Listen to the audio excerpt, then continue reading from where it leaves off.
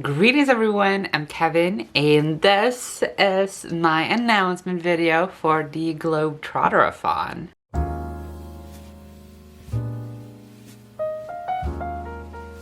So the GlobetrotterAthon is a month-long readathon and it starts on March the 1st and ends on March the 31st. So it's the entire month of March and it's gonna be so much fun. The whole thing with this readathon is that it's focused on traveling through books. So traveling is like a huge thing for me. I love traveling, I love learning about other countries and life in those countries and cultures and stuff like that. And because of my love for traveling, I have read quite a few books set in other places. I just really love learning about that. So I thought, hey, why not do an entire readathon dedicated to traveling through books. And this readathon we have 4 teams connected to traveling because we have team car, train, ferry and airplane. Every team has 4 team prompts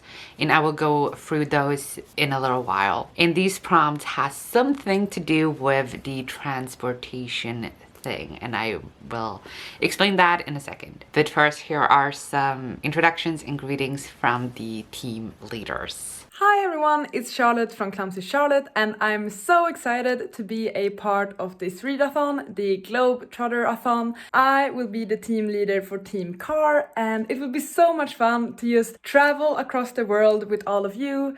And I love that Kevin came up with this readathon to encourage everyone to read more diverse, to read books from all across the world. So yeah, I'm super excited and I hope you join Team Car. See ya. Hello everyone, I'm Ashley and I will be leading Team Train. Hello everyone, I'm Jane from the Book and I'm the leader of the Ferry team and I'm so excited about this readathon. And then we have me. I am the team leader for Team Airplane and I'm just really excited to get this going. But then let's go through the different rules for the readathon. And the first rule is that the first book that you read has to be connected to where you're from or where you live. And this can be through setting or language or author. The reason I wanted to do that with like a starting book is because when traveling you have to start where you are. So that's why. The second rule is that doubling up team prompts is okay, but tripling up is not.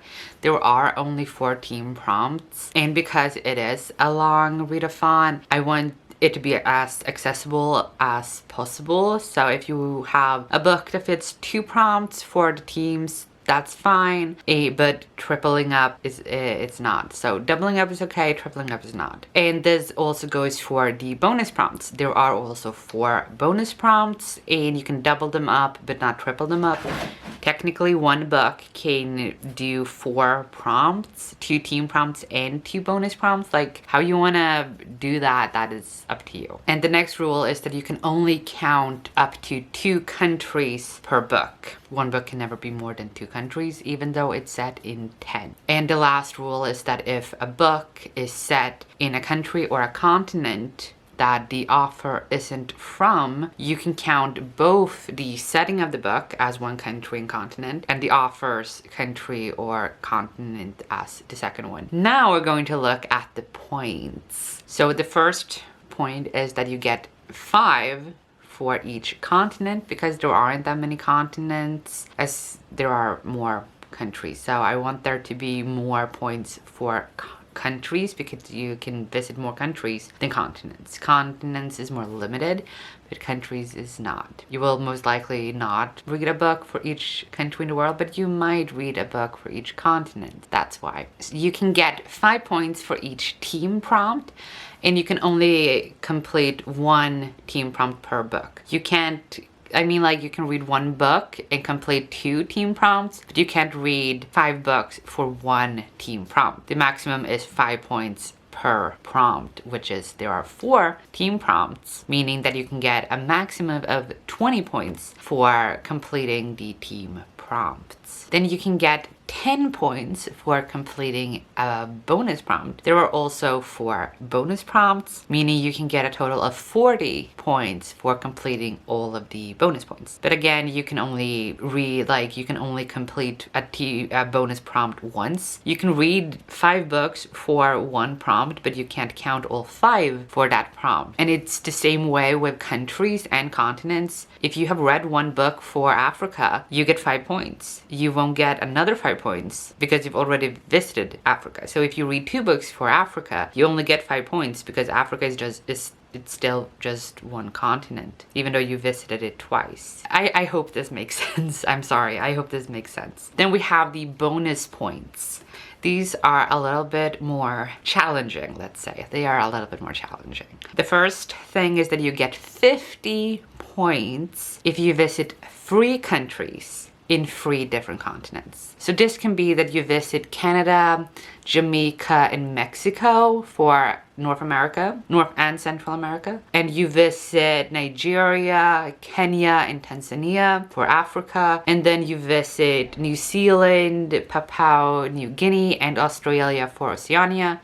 Then you visit 3 countries from 3 different continents. You get 50 points. And then you can get 100 extra points for visiting 3 countries in at least 5 continents. And the last bonus point that you can get is 150 points. And you get that if you visit all 7 continents. So I am aware that around the world we have different ideas of what a continent is and what place is a continent or counts as a continent. I decided to go with the Swedish way of looking at it. So in Sweden we have 2 words for continent. It's only 1 word in English. We have 2 words in Swedish: världsdel and kontinent. Världsdel when people talk about continent, we say världsdel, while kontinent means land surrounded by water, meaning Europe is a världsdel, world part, but it's not a continent because it's not surrounded by water. So Eurasia is a continent in Swedish, but it's not like a world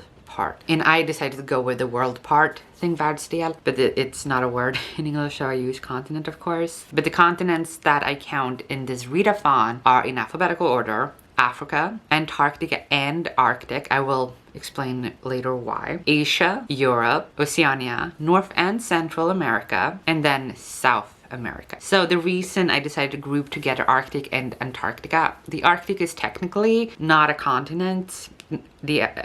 Antarctica is a continent, but the reason I wanted to group them together is because what if some of you want to read a polar fantasy or a book that goes to the North Pole or South Pole and you're like, what can I count this as? So I have those 2 grouped together. So if you read a book and they travel to the North Pole, you can count it as that continent. It doesn't have to technically be in our world, but I would count it if it says North Pole or South Pole, just because I want that option to be there. And as I said, just to make it easy so that everyone can accomplish or complete that prompt, that continent, which is Antarctica and Arctic, a polar fantasy counts. Anything with a polar setting, North Pole, South Pole, doesn't matter, you can count it. And then after explaining what continents I count, I should also explain what countries I count, because there are 9 countries that are technically not countries, but I would count them. If you read a book set here, you can count that as a country, no problem. And those are in no particular order: Taiwan, Palestine, Greenland, Tibet, Hong Kong, England, Wales, Scotland, and Northern Ireland. So some of these people already count as countries. Some are recognized as countries, even though they're technically not countries. But I would count them as countries for the sake of this readathon. So before we go into the team prompts, let's look at the criterias for a book. So a book has to be connected to the country in one of 5 ways. The author is the first one. So the author is from this country or has some kind of connection to this country. Maybe they live there, maybe they have a great grandparent from this country. The setting is in this country, or these countries if it's multiple. The culture is connected to the country or countries, and this can be mythology, this can be history or a holiday, anything really that is connected to the country or countries. The character is from this country or these countries. And the fifth and last one is only for the starting book, and it's language. So for the starting book, as I said earlier, the first book you can read has to be connected to where you're from or where you live or anything connected to you and your place in the world, I guess you can say. And it can be a language if that makes it easier. So now we're moving on to the bonus prompts. And the bonus prompts, as I said, are worth 10 points each. And these bonus prompts are traveling. So any kind of travel, it can be to the next city. It doesn't have to be like a long travel, but some kind of travel done in the book. It's about a minority, or a minority is connected to the story in some way, and this can be a national minority to the country or someone that you count as a minority based on where you are as well. The flag's colors are included in the cover, and this can be if you read a book for the UK. I mean, like, I technically don't count the UK as a country, which sounds weird. If you read a book for Scotland, that their flag is blue and white. So if you read a book for Scotland, the cover should include blue and white, and you would have 10 extra points for this bonus prompt. And the last one is translated. So it's a book that is translated. What language it's translated to or from doesn't matter. It's translated. That's the only thing that counts. And you read a translated version of the book. But those are all the bonus prompts. So now we move into the fun part with the team prompts. Before I explain like further about the different prompts, the postcards that I created for each team are connected to the first prompt. All of the different teams have a prompt related to the cover, and if you struggle with the cover prompt, you can look at the postcard, and I tried to make the postcards so that you could look at the postcards and know what would count. They're just an example of what you can count. So for Team Car, you have this postcard, and it's a car in the desert on a road. And the first prompt is city on the cover. And this doesn't have to be city on the cover. It's more of a city element on the cover. But city element on the cover didn't fit on the postcard. It was a bit long, but it's city element on the cover, and a road counts, a car counts, a house, a building counts. Anything that you would look at and be like, that belongs in a city, that counts. The next one is a journey. In journey, the journey prompt is a book that is part of a series, because a series is a journey in books. The next prompt is commute, because a lot of people with cars do commute. And what commute means is that you read a book with someone else. This can be a buddy read, this can be a read-along book, it can be a book club book, any book that you're reading with other people, or one person or multiple people. We actually have a group book for the whole readathon that I will talk to a little bit later in the video. And the last prompt for Team Car is crowded. And you probably know this if you've traveled by car, a lot of luggage, a lot of people, it gets very crowded. So what you're gonna do is you're gonna pick a book that is hyped, because a lot of people talk about this book. Some people love it, some people hate it, it doesn't matter, but you've heard about this book everywhere. So this book is very crowded, so to speak. Then we move on to Team Ferry, you know, like the means of transportation that is on water. And the first prompt is to read a book with blue on the cover. It doesn't have to be majority blue, it just has to have some blue on the cover. And I should also say that the color turquoise counts as both blue and green. So if you have a book that you want to read and it's turquoise, you can count that as blue if you're Team Ferry. The next prompt is water word. So it's in the title or on the cover of the book, there is a word that is connected to water. So as an example, we have swimming in the monsoon sea, because swimming and monsoon and sea, all three has to do with water, but it doesn't have to be in the cover, but the water related word doesn't have to be in the title of the book. And as a second example, I have On Earth We're Briefly Gorgeous, because the author is called Ocean Wong, and ocean is a water related word.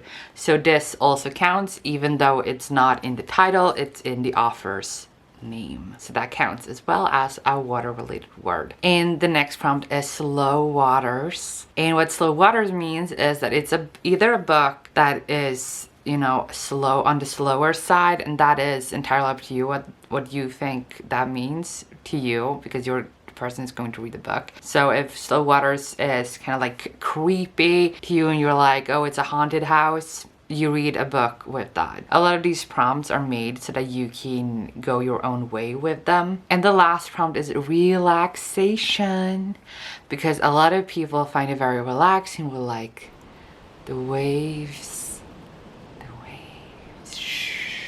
and all of that. Or, you know, like taking a bath and a foot bath, all of that, like being on the beach, relaxing. I could also have gone the different route with seasickness, but I want to keep the things positive. So no seasickness here, hopefully. But with relaxation, you're supposed to read a book that is relaxing. It could be a comfort read. And for some people, a comfort read is a specific genre. For some, it's a page length or a format or anything. Relaxation, comfort book, a book that makes you relax, basically. And then we move on to Team Train. And the first prompt is to read a book with a green cover. And again, as I said, for Team Ferry, if you read a book and it has turquoise on the cover, it can, if you're Team Ferry, count as blue. If you're Team Train, count as green. Because train is considered one of the most environmental friendly options when it comes to transportation. So that's the theme of this. So green, the nature color, basically. And the next prompt is nature word, again, environmental friendly. So you read a book that has a nature word in the title, on the cover, in the author's name, doesn't matter. Then, because a lot of people know who have traveled by train, they are more often than not delayed. I can't tell you how many times I've traveled by train in Sweden and it has been delayed over 1 hour, sometimes even more than 2 hours. You can't have everything. But then the whole thing with the prompt delayed is that you read a book that you have wanted to read for such a long time, but you've never got into it. So your reading of this book has been delayed. And the last prompt for Team Train is eco-friendly. And what this means is it's a book that you borrowed or bought secondhand. And then we move on to the last team, which is Team Airplane, which is my team. And the first prompt, as always, is the cover. And this time it's white on the cover. And it can be a little bit white, it can be a lot white. Doesn't matter. If it has white, it counts. The next prompt is quick read, because traveling by airplane is considered the fastest means of transportation. So it goes like that, is the whole thing. It goes quicker. So you read a book that is a quick read. The next prompt is sky high. And what this prompt is that it's a 5-star prediction, because your expectations for this book is sky high. And the last prompt is turbulence. And what that means is mixed reviews or mixed thoughts, you know, things like that. Because the whole thing with turbulence is that the density of air is mixed, so it gets a little bit rocky. So this is you picking a book that people aren't agreeing on. And this can be that some people gave it 5 stars, some people gave it 3 stars or 4 stars or 1 star. Maybe this book ended up in a lot of people's favorites of 2021, and some people it ended up in the worst worst of 2021. Anything that is mixed and you're still curious about this book, you want to try it for yourself, then this is the prompt for that. And then before we move on to the group book and more specifics, I want to give a few shout outs to other readathons happening in March. The first thing is the Japanese readathon. It has 2 smaller readathons happening in March.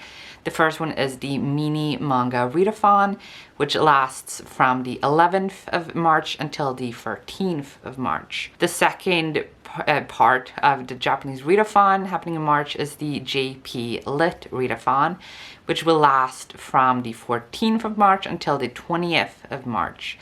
And you can definitely do this readathon while doing the GlobetrotterAthon. This is a readathon that has to do a lot with traveling the world and learning more about different cultures and places and read about people's experiences in these places. So reading for the Japanese readathon, either of these 2, like the mini manga readathon or the JP Lit readathon, you can definitely combine that with the GlobetrotterAthon. And these 2 also have these beautiful bingo boards that I definitely recommend checking out. I will have the link to their Twitter account and Instagram account in the description below. The next readathon that I want to give a little shout out to is the Greek Godathon, and this is happening in March. I don't know the specifics. The announcement video isn't out yet, so I don't know if it's specific between specific dates, if it's the entire month. I don't know. All I do know is that it has to do with Greek gods. And for Greek Godathon culture, if you read a book that is connected to